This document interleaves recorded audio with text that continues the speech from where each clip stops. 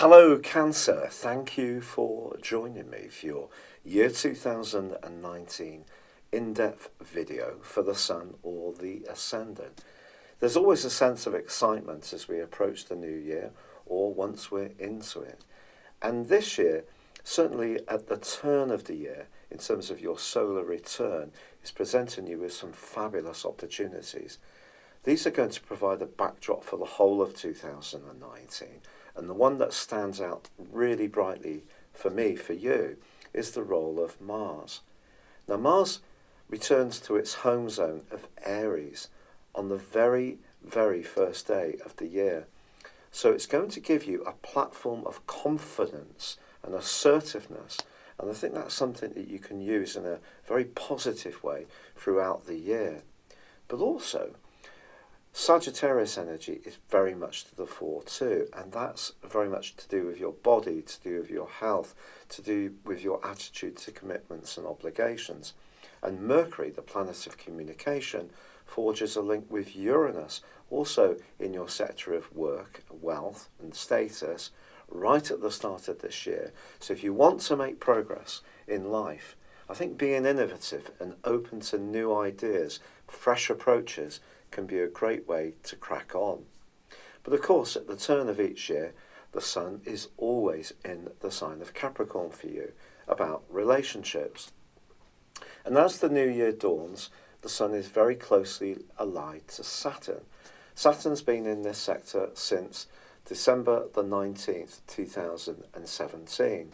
It's going to continue to be with you all this year in your sector of relating, the 7th house. And it's going to forge some very important links throughout this year. The first one occurs as early as the 6th of January, when there is a solar eclipse in the sign of Capricorn, which also embraces the role of Saturn. I think what this is saying to you is that relationships of whatever kind, but obviously I'm not talking about the people we meet in a sort of brief and passing context. Sometimes if we get to know someone through our work and then other people will come along, it's not necessarily a constant player. The people who are really important to you are going to become even more so this year. Because Saturn is about seriousness, it is about potentially limitation and obstacles and restriction, but it's also about an opportunity to grow, to restructure, to rebuild. Saturn is sometimes seen in a very negative light, but it does have its upside. So on top of this particular eclipse, you are given an opportunity to think much more seriously about how you relate, what your needs are, but also become more attuned to how other people see you and what other people want from you. It's not just a one-way process relating, and this year is really all about that for you, because there's going to be 3 eclipses in the sign of Capricorn, your sector of relating, and one big solar eclipse in your sign, which is very much more about your individuality, your desire to manifest who you are as a unique being, which is less about relating. But of course, if we get that in balance of being ourselves but collaborating and cooperating well with others, that doesn't mean to say we've got to stop being individual. It's just a process of give and take. And that process is really going to be revved up this year in quite a significant way. Now this takes us through to the 21st of January. And on that day there is a lunar eclipse in the sign of Leo.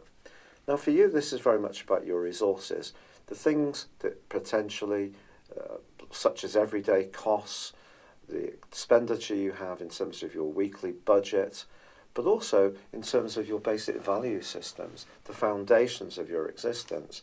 But if these are out of kilter in some way with your longer term financial planning or close alliances, so the things you share, that can be with institutions like the bank you choose to do business with, it can be to do with a business partner, it can be in a more romantic context.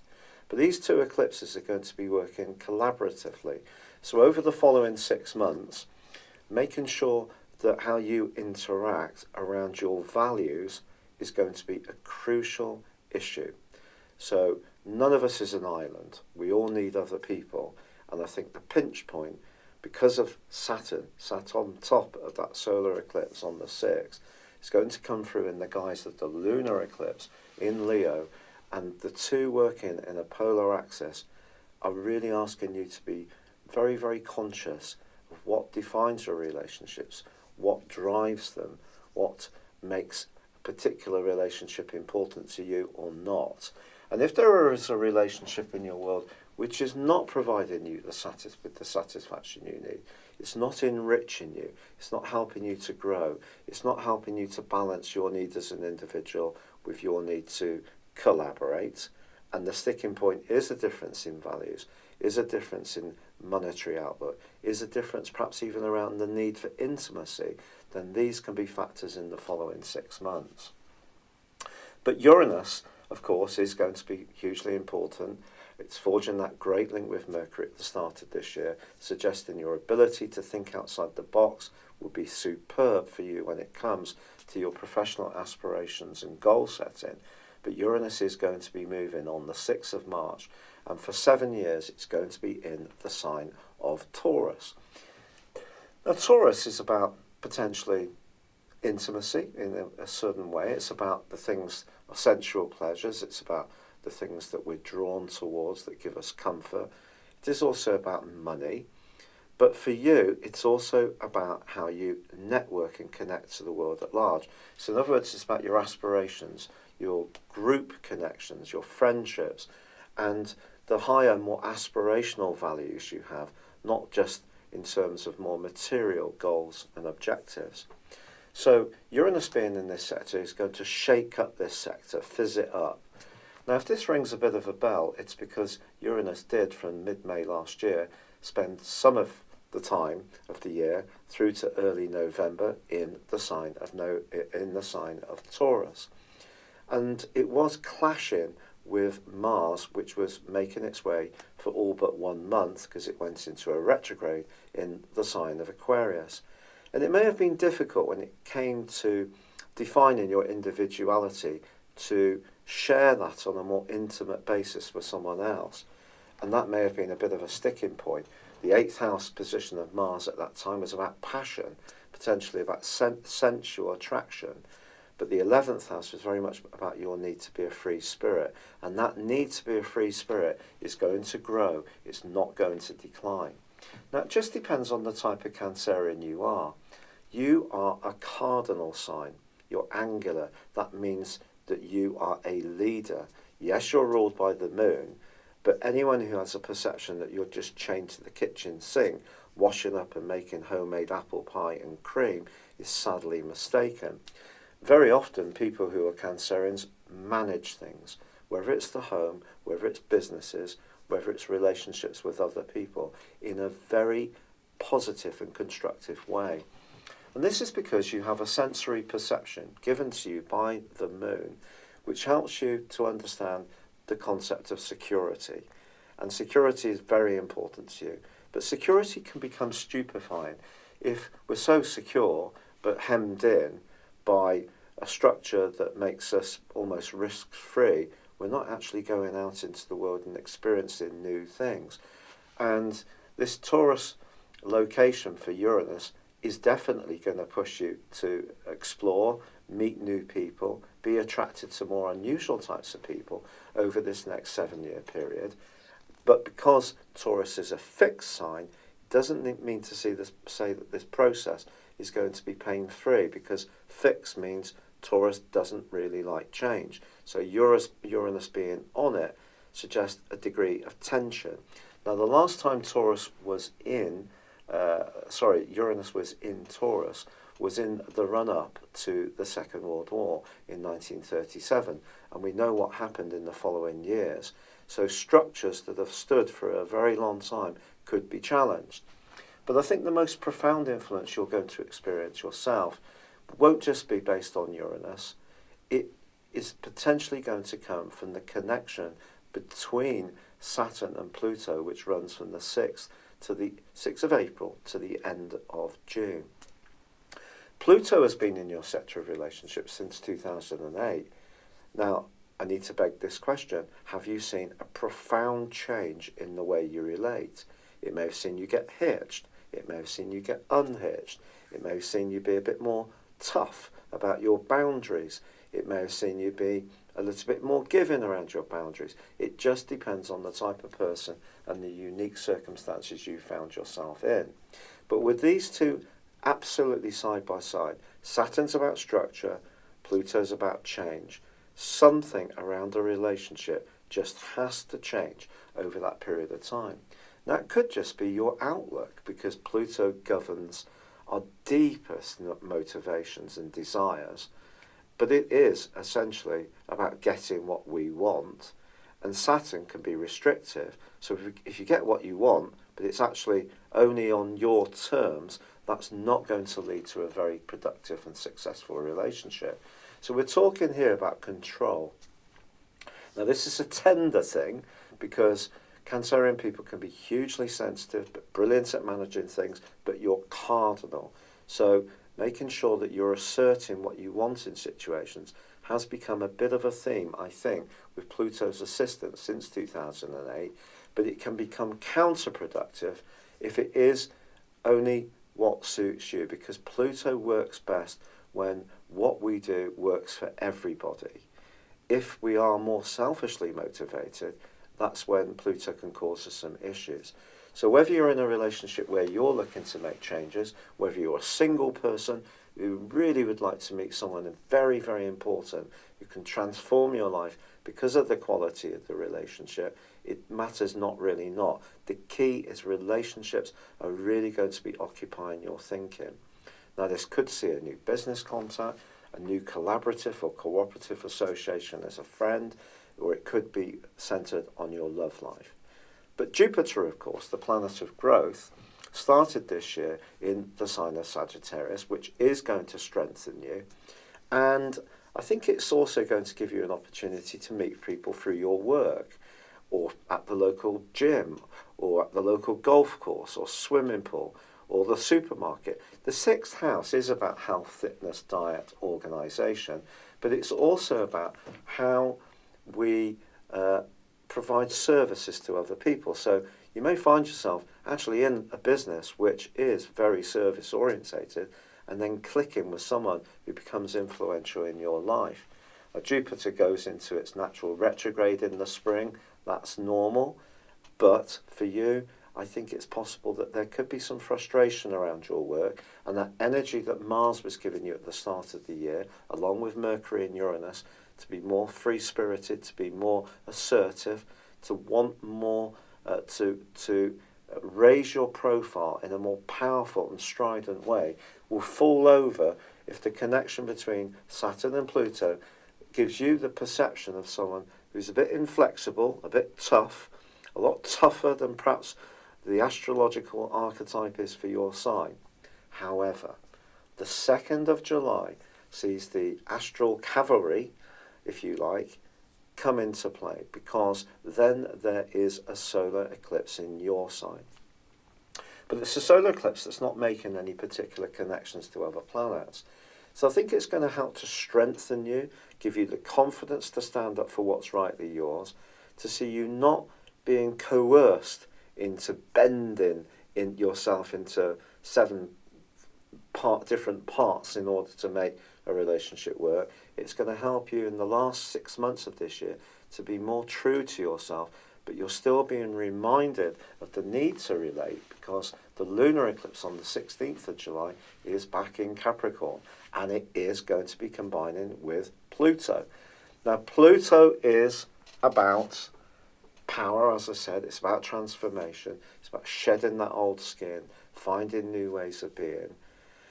But it is also, Pluto, about an opportunity to understand things at a far deeper level. Pluto is such a fascinating influence. And I think the lunation on Pluto can be very profound for you in the second half of this year. You'll find you need to find that lovely balance between being true to you but relating well with others. If you get it right, you could forge a relationship this year which could be absolutely sensational, particularly from when Jupiter, the planet of growth, and optimism and possibility moves into Capricorn on the 3rd of December. But then on the 26th of December, we have another eclipse in Capricorn, an angular eclipse, but this is going to be combining with Pluto. Now, because Saturn and Pluto go into a retrograde for 5.5 months, both of them in June, but Saturn goes inverts more backwards inside the sign of Capricorn, whereas because Pluto goes slower, it doesn't go back so many degrees. I think you're going to find that by the end of this year, and Pluto's influence, the need to really work and understand how relationships are playing out for you is really so profound. I think you're going to be grasping it or actually blown away by it. It depends on your attitude, really. But there is something I haven't told you about yet, which is so pricelessly important to you this year. And it's going to be with you from the start of this year right through to May 2020. And that is the North Node.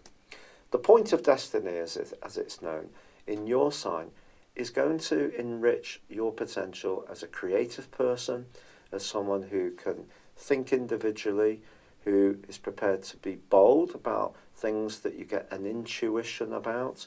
It's a very powerful influence, especially when we get the nodal return. So that means when in the part of our life that the node, as it's inverting, because it goes the opposite way to the rest of the zodiac, when it gets back to the point from whence we were born, that is often a very big moment in our lives.